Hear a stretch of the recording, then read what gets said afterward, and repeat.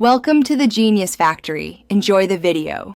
You start by enabling system protection on the system drive because restore points won't be created when protection is off or disk space is exhausted.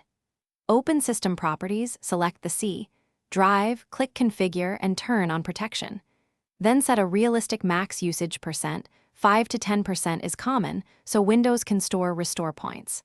Once done, click Create to build an immediate restore point. This proves the feature works. Make sure you run these steps with an administrator account. Next, you verify and repair the background services and storage that actually make restore points.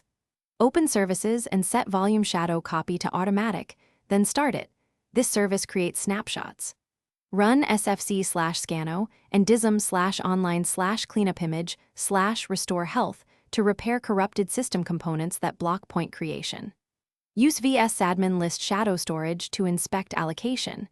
If it's 0 or full, resize or reclaim space with vsadmin resize shadow storage. These steps remove common blockers and make the environment ready to create points reliably.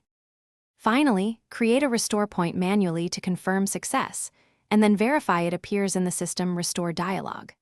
Once confirmed, schedule regular points with Task Scheduler or allow Windows default schedule. Make sure Group Policy doesn't disable creation. If a manual point fails, inspect third-party disk or backup tools that may intercept VSS, and check the registry or group policy for disabled system restore. One troubleshooting tip. If points still won't create, temporarily disable such utilities and try again. This often reveals the culprit. Thanks for watching. If you found this helpful, don't forget to like and subscribe.